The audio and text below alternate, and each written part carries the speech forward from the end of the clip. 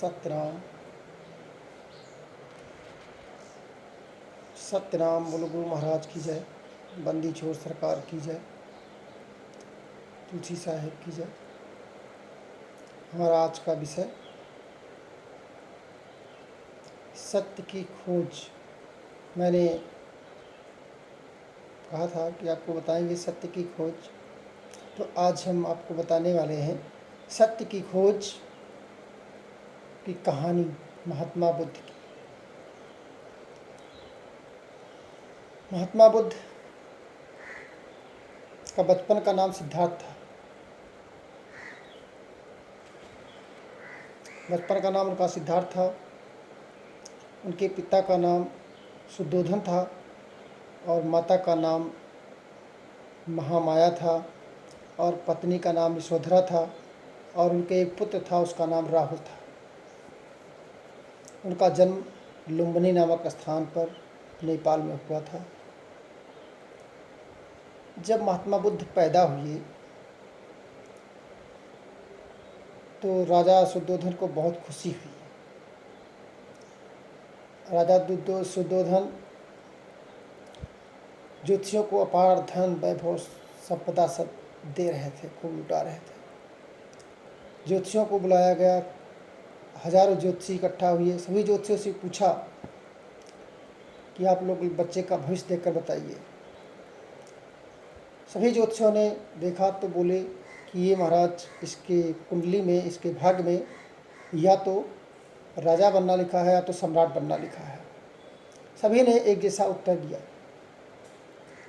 तो एक बुजुर्ग थे, उनसे भी पूछा तो उन्होंने भी यही उत्तर दिया। एक 10 साल का बालक ज्योतिषी था, उससे पूछा कि आप क्या कहते हैं। उसने भी कहा कि महाराज आप तो सन्यासी, मैं 100% दावा करता हूँ कि सन्यासी बन जाएगा। राजा घर में पैदा होने वाला सन्यासी बन जाए, इकलौता पुत्र था, बहुत दुख। उन्होंने भी उपाय पूछा कि इसका क्या उपाय है। शुद्धोधन ने जब उपाय पूछा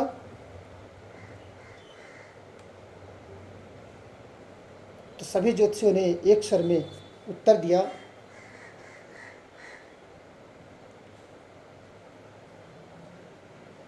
कि ये लड़का 3 चीज़ों से अगर बच जाता है तो ये जो सन्यासी नहीं बनेगा।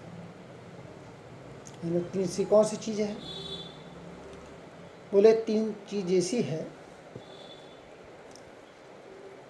कि ये किसी को बीमार न देखे, कोई इसके सामने बीमार ना हो। बीमार को देखेगा तो सन्यास जाग सकता है। किसी बूढ़े व्यक्ति को देखेगा तो सन्यास जा सकता है। और किसी मुर्दे को देखेगा, किसी लाश को देखेगा, शव को देखेगा तो इसके सन्यास जाग सकता है। इन 3 चीज़ों से इसको बचा लीजिए तो सन्यास नहीं लेगा। और इन तीनों से कोई बच भी नहीं पाता है। इनको बचाइए। राजा ने कहा बचेगा, मैं राजा हूँ, जैसा आदेश करूँगा वैसा होगा। प्राकृतिक चीज़ों को न देख पाए, उसको घर में एक बहुत बड़े आलीशान बंगले में सारी व्यवस्थाएं करा दी, उसको वहीं ठहरा दिया। सारी सुख सुविधाएं, सुंदर युवतियाँ, सुंदर नारियाँ सभी वहाँ थी। उसके इर्द गिर्द मंडराती रहती थी। प्रकृति का वातावरण, शुद्ध वातावरण रहता था। उसमें अकेले रहते थे कि उसको लगता ही नहीं था। एक नगर ही अलग बसा दिया, जिसमें सब नौजवान ही रहे, बुजुर्ग। नौजवान के अलावा उसमें कोई बुजुर्ग का बसेरा ही नहीं था, कोई बीमार का बसेरा ही नहीं था। उस रास्ते से कोई बीमार नहीं जा सकता था। एक दिन एक उत्सव था। उस उत्सव में वो पुत्र के हाथों कराना चाहते थे। ज्योतिषियों से सलाह परामर्श लिया। उसके बाद में उस उत्सव को कराने के लिए पूरे नगर को साफ कराया गया। कोई भी वृद्ध न रहे। जो उनके आंगन में पेड़ लगे थे उनके पत्ते तक तोड़ ले जाते थे, पीले पत्ते न देख ले गई, इतना डर हो गया। घड़ी तो निश्चित होती है। शुद्धोधन को सारथी जब रथ पर बिठा लेकर जा रहा था तो उसने सारे वैभव देखा तो बाहर के वातावरण में उसको अलग सा दृश्य नजर आया, प्रकृति का दृश्य और मनोरम दिखा। रास्ते में एक बीमार व्यक्ति आया, सामने पड़ गई नजर महात्मा बुद्ध की। बोले सारथी? बोले जी महाराज। बोले क्या हो गया है, खांस क्यों रहा है, बीमार क्यों है,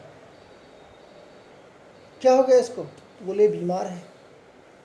बोले इस तरह हो जाता है, आदमी बीमार भी होता है, रोगी भी होता है?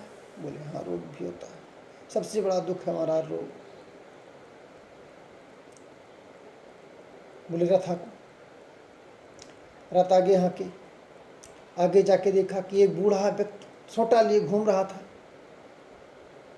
बोले सारथी रथ रोको। सारथी ने रथ रोका। बोले ये इसको क्या हो गया? बोले इसको महाराज ये तो बुढ़ापा है, चौथे पन में सबको आता है। नहीं बोलना चाहता था, राजा का आदेश नहीं था, लेकिन फिर भी अब कह रहे नहीं बताओगे तो हमको फांसी दिला देंगे, मजबूरी में बताना पड़ा। आगे बढ़े, फिर थोड़ा दूर आगे बढ़े, जब रथा का आगे देखा एक 4 लोग कांधे पर लादे लिए लाश जा रहे थे। बोले इसको क्या हो गया? इसको सब लोग लपेट के रखे हैं, बांध के रखे हैं। बोले महाराज ये तो अंतिम गति सबकी होती है, सारथी ने कह दिया। शुद्धोधन ने के पास बोले हमको वापस रख ले चलो, तो अब घर जाना है, अब वहाँ तक नहीं जाएंगे, उत्सव तक नहीं जाना है, हमें घर जाना है। सिद्धार्थ उत्सव में जाकर सीधे घर पहुँचे। घर पहुँचते हैं, उनके मन में वैराग उत्पन्न हो गया कि संसार में दुख है, दुख का कारण क्या है और उसका निवारण क्या है, इसकी खोज में निकल। लेकिन जब उनके देखा शुद्धोधन ने कि जब घर लौट आए इस तरह से व्यथा दुखी हो गए, इसके लिए चिंतित हो गए, तो उन्होंने जल्दी फल्दी में एक पड़ोसी राजा थे, उनकी इकलौती संतान यशोधरा थी, उसी के साथ शादी कर दिया। वो अकेले बैठे रहते थे, तो भी दूसरे पड़ोसी के राजा के यहाँ भाग गए थे। वहाँ एक वृक्ष के नीचे बैठे थे, ध्यान में मगन थे, यही 3 प्रश्नों के उत्तर लिए खोज रहे थे, लेकिन उत्तर मिल नहीं रहा था। राजा ने देखा उनकी लड़की जंगल गई थी घूमने, सैर सपाटा करने, वहाँ देखा सुंदर राजकुमार की तरह बैठे। उसने अपने बाप से कहा कि हम शादी करेंगे तो इसी से करेंगे।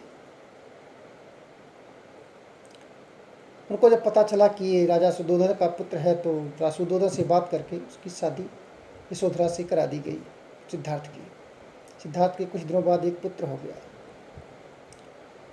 गया। उसके बाद एक दिन महात्मा बुद्ध बनने की तैयारी में सिद्धार्थ घर से रात को बिना बताए किसी को रात को भाग लिए, वस्त्र धारण कर लिए, लाल वस्त्र को, सन्यासी को देखा।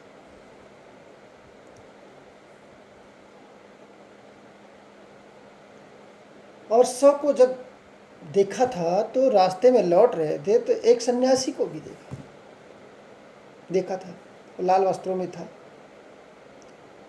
तो सारथी से पूछा कि ये क्या है, ये लाल वस्त्र क्यों पहने? बोले महाराज ये तो महान संत है। 3 प्रश्नों के उत्तर नहीं ढूंढ पाए, तो चौथे प्रश्न में उन्होंने उत्तर ढूंढ निकाला, लेकिन तब तक एक पुत्र हो चुका था और उसको ढूंढने के लिए, सत्य की खोज के लिए निकल पड़े।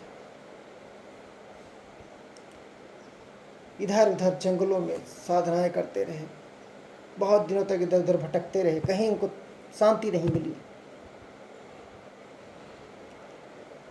बोध गया नामक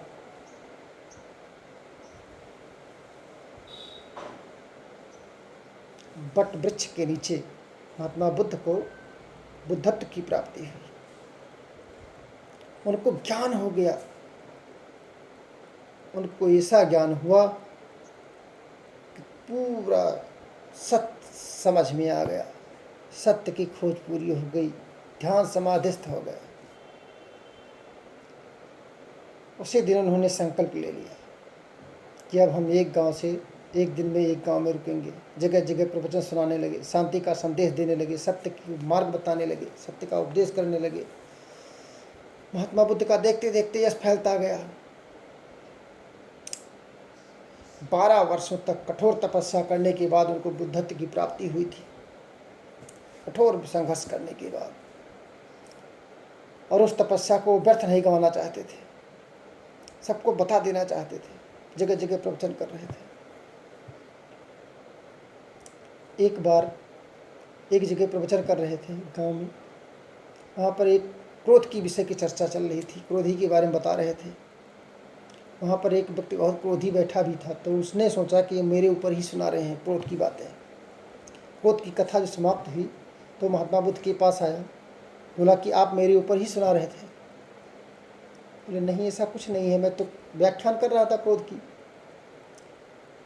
भला बुरा कहने लगा, क्रोधी था ही, महात्मा बुद्ध को भला बुरा कहने लगा, गालियाँ देने लगा।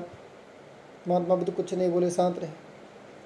इतने पर भी महात्मा बुद्ध जब थोड़ी देर वो शांत हो गया तो महात्मा बुद्ध ने पूछा, और क्या चाहते हो? तो बोला, चाहता ये हूँ। तुरंत उसके मुँह पर, महात्मा बुद्ध के मुँह पर उसने थूक दिया। थोड़ी देर महात्मा बुद्ध शांत रहे, थूक पूछा, उसके बाद बोले, अब क्या चाहते हो, और कुछ पूछना है? कुछ नहीं बोला। महात्मा बुद्ध उठ के उस जगह से दूसरे गांव चले गए। लेकिन दूसरे दिन वो अपने आप को पश्चाताप करता हुआ महात्मा बुद्ध के पास उनके चरणों में गिरने के लिए दूसरे दिन समाज प्रवचन चल रहा था, वहाँ पर गया, उनके चरणों में गिरा और उनका शिष्य बन गया।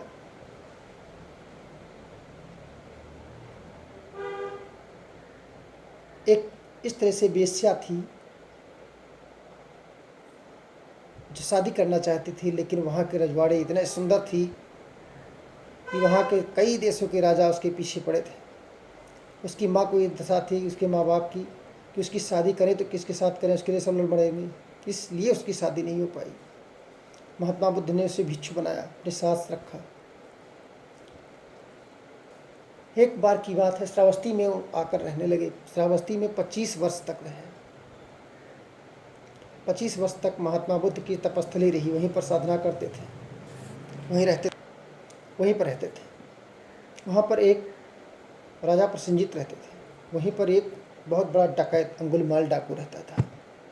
अंगुलीमाल जिसको मारता था वो एक उंगली काट लेता था। 1000 आदमियों को मारने का संकल्प ले लिया था, 1000 आदमियों को मारने का संकल्प लिया था और 999 लोगों को मार भी चुका था। राजा प्रसेनजित उस आतंक से बहुत परेशान थे। राजा प्रसेनजित महात्मा बुद्ध को अपना गुरु मानते थे।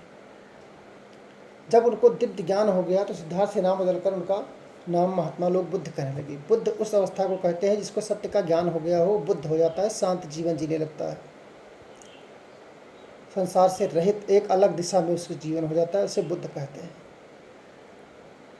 वो दीन दुखी गरीबों की बहुत मदद करते थे, समाज सेवा के लिए उन्होंने बहुत कार्य किए।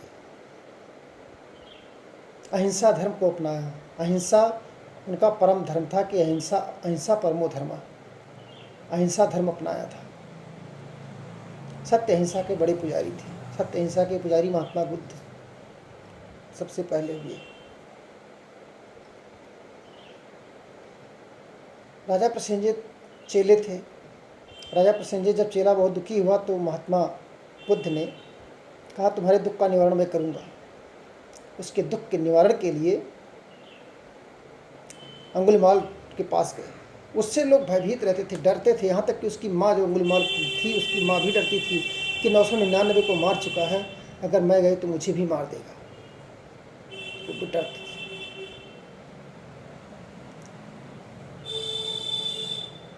महात्मा बुद्ध 1000वें आदमी थे और महात्मा बुद्ध के पास जब गुफा की तरफ गए, वहाँ देखा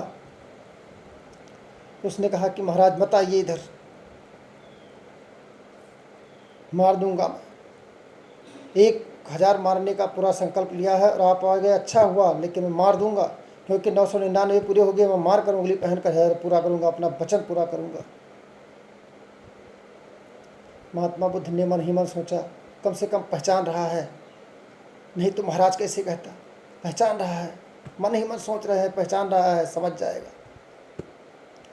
वो कहता रहा और महात्मा बुद्ध साहस के साथ बढ़ते जा रहे हैं। और जितना महात्मा बुद्ध उसके सामने साहस के साथ बढ़ते जा रहे हैं कि मेरी बात मान जाएगा, उतना ही अंगुलीमाल भयभीत होता जा रहा है भीतर से। दिखाने में तो तलवार लिए दौड़ रहा है, खड़ग लिए दौड़ रहा है, लेकिन भीतर से डर रहा है। महात्मा बुद्ध ने कहा, तुम रास्ता बदल क्यों नहीं देते? बोले नहीं, मैं तुमको मारूंगा। तो बोले अगर मारना ही है तो इस पेड़ की डाल को काट कर दिखाओ। पेड़ की डाल को एक ही तलवार में काट गिरा दिया। महात्मा बुद्ध ने सोचा कि मेरी बात तो मानने लगा। मैंने कहा डाल काटो, इसने डाल काट दिया, पक्का शिष्य बनेगा ये। आगे बढ़े, बोला महाराज रुक जाओ, नहीं तो अब काट देंगे, अब आपकी गर्दन की बारी है। आपने देखा, एक बार में ही तलवार में मेरी शाखा उड़ा दिया। बोले मैं बढ़ रहा हूँ इसलिए ताकि इस तुम शाखा को जोड़ कर दिखाओ। बोले जो कट गया जुड़ेगा कैसे? तो बोले मारने का अधिकार तुम्हें किसने दिया? अगर तुम जिला नहीं सकते, उसको जोड़ नहीं सकते, तो तोड़ने का अधिकार किसने दिया? सहम गया। और इस बात ने उसके जीवन पर इतना गहरा, इस संबोधि ने उसको इतना गहरा प्रभाव डाला कि मार सकते हो तो जिलाने का भी अधिकार होना चाहिए, काट सकते हो तो जोड़ने का भी अधिकार होना चाहिए। अपने बारे में तुमने क्या सोचा है कि तुम सबको काटते रहोगे, तुम नहीं कटोगे? वो इतनी बातों से भयभीत और गंभीर था ही। सोचने लगा, और जैसे सोचने लगा, सोच करके वो निर्णय पर पहुंचा कि शांति जीवन में सुकून कब आएगा। महात्मा बुद्ध बोलते जा रहे हैं, तुम कभी जीवन में डर के अलावा कुछ पाए हो? कभी भीतर से सांस तुम्हें मिला है? हमेशा डरते रहते हो, भागते रहते हो, छिपते रहते हो। तुमसे लोग नहीं छिप रहे, तुम खुद छिप रहे हो। उसके जीवन में परिवर्तन होने लगा, तत्काल परिवर्तन हो गया, तत्काल परिवर्तन हो गया। सत्य की खोज के सामने, एक त्यागी के सामने चोर डकैत क्या, सारी व्याधियां भाग जाती है। अंगुलीमाल उनके चरणों में गिर गया और उनका बौद्ध भिक्षु बन गया। इस तरह से एक घटना और मैं आपको बताता हूँ। महात्मा बुद्ध एक बार अपने शिष्य, परम शिष्य आनंद के साथ में एक पहाड़ी पर जा रहे थे। बहुत ज्ञान की बात है, पहाड़ी पर जा रहे थे। दोनों पहाड़ी पर चलते जा रहे हैं। जेठ की दोपहरी है, बहुत तेज की धूप है, साथ में जलपात्र है और कुछ नहीं है। थोड़ी दूर जाकर एक वृक्ष था, वृक्ष की छाया में महात्मा बुद्ध बैठ गए और रास्ते में एक झरना पड़ता था। झरने में निकलकर बाहर गए, वृक्ष के नीचे बैठ गए। महात्मा बुद्ध से कहा, 3 किलोमीटर आगे बढ़ गए, तब बोले कि हमको प्यास लगी है, बेटा पानी ले आओ। मैं बुढ़ा हो गया, वृद्ध हो गया, अब चौथापन आ गया। जिस लिए मैं सन्यासी हुआ था, मेरा उद्देश्य पूरा हो गया, अब जल ले आओ। और तुम मेरे साथ 27 वर्षों तक रहे हो, मैं तुम्हें कुछ देना चाहता हूँ, जल ले आओ। 27 वर्षों तक थे आनंद साथ में, लेकिन कुछ नहीं समझ में आया। जल लाने के लिए जैसे सरोवर में वहाँ गए, जो झरना गिर रहा था, पहाड़ी का झरना, तो देखा, वहाँ पहुँचे तो देखा सूरों का झुंड आ गया, वहाँ हाथियों का झुंड आ गया। हाथियों का झुंड आ गया, स्नान करने लगा, जल मथुर हो गया। आनंद गए, वहाँ से देख कर लौट आए। बोले बेटा क्या हुआ, जल लाए? बोले महाराज वहाँ गए थे तो हाथियों का झुंड स्नान कर रहा था, जल दूषित हो गया था, पीने योग्य नहीं था, इसलिए नहीं ला पाया। बोले दोबारा जाओ। शिष्य थे, दोबारा गए। वहाँ गए तो दोबारा देखा कि वहाँ कुछ घुड़सवार उतर रहे थे। घुड़सवार उतर रहे थे तो उससे जल दूषित हो गया। फिर लौट आए, जल नहीं लाए। बोले बेटा आनंद बहुत प्यास लगी है, लाए जल? बोले जल तो नहीं लाए महाराज, वहाँ घुड़सवार कुछ उतर रहे थे तो जल बहुत दूषित हो गया था। बोले फिर से जाओ। तीसरी बार जब गए तो वहाँ देखा कि सूर्य स्नान कर रहे हैं और नीचे से मिट्टी को उलझार रहे हैं। लेकिन तीसरी बार जब जाने लगे आनंद, तो आनंद से कहा किस बार आना, तीसरी बार में तो जल लेकर आना, नहीं तो वापस मत आना। महात्मा बुद्ध वहाँ वैसी धूप में, कड़ी धूप में बैठ गए, एकटक ध्यान लगा कर बैठ गए कि गुरु का आदेश है कि आना मुँह दिखाना तब जब जल लेकर आना, साफ जल नहीं होगा तो जाऊँगा कैसे, निर्मल जल होगा तभी तो जाऊँगा। एकटक लगा रहे, सुबह कुछ देर स्नान किए, घूम घाम के स्नान करके उसके बाद चले गए। जितना खोदा, जितना गहराई से खोदा था, सारा जल पहाड़ी का जल था, धीरे धीरे बह गया, स्वच्छ और उससे ज़्यादा स्वच्छ निर्मल जल होकर निकला। आनंद ने बार बार आंखें खोल के जब देखते थे तो जो स्वर्ण जब तक स्नान करते रहे तब तक आंखें बंद करके फिर बीच बीच ध्यान लगाते थे, फिर आंखें खोलते, फिर ध्यान लगाते। इस तरह शाम होने को आ गई। अंतिम में देखा कि सब चले गए तो इन्होंने जल लेकर के आनंद शुद्ध निर्मल ध्यान में उस आनंद मग्न हो गए, क्योंकि कड़ी धूप में बैठना, ध्यान में बैठने के अलावा और कोई चारा नहीं था। इसलिए आंखें बंद करके धूप में बैठ गए, ध्यान लगा दिया। बार बार ध्यान महात्मा बुद्ध के चरणों में, कब पहुंचूं, एक तरफ एक ललक जग गई कि कब पहुंचूं, जल लेकर कब पहुंचूं। एक ध्यान हो गया, एक लय हो गया, सारा दुस्ता विलासता सब खत्म हो गई। जल लेकर महात्मा बुद्ध के पास जब आनंद पहुंचे, महात्मा बुद्ध ने कहा कि अब तो प्यास है नहीं, प्यास जब थी तब मैंने मांगा था, अब कोई प्यास नहीं। बोले महाराज तब 3 बार दौड़ाया को? बोला दौड़ाया इसलिए था क्योंकि 27 साल तुम थे मेरे साथ, लेकिन तुम्हारे मन में जो दूषित विकार भरा हुआ था वो अभी तक ख़त्म नहीं हुआ था। लेकिन आज तुम कड़ी दोपहर में बैठ करके ये साबित कर दिया है कि तुम मेरे सच्चे से चेले हो। तो आज हम आपको महात्मा बुद्ध के जीवन की लीला की कथाओं के बारे में बता रहे थे। महात्मा बुद्ध का अंतिम समय जब आया तो सारनाथ चले गए।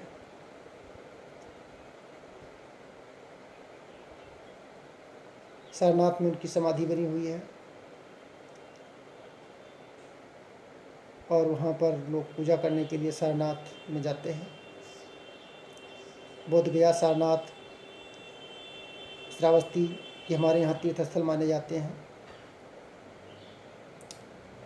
महात्मा बुद्ध के जीवन की शिक्षा से हमें ये शिक्षा मिलती है कि सत्य की खोज के लिए उन्होंने क्या नहीं किया, शांति की स्थापना की, सत्य अहिंसा को अपनाया, 3 धर्मों को 3 बातें बता गए कि सत्य अहिंसा और शांति अगर जीवन में नहीं आती तो सत्य हमें नहीं मिल सकता। बोलो महात्मा बुद्ध भगवान की।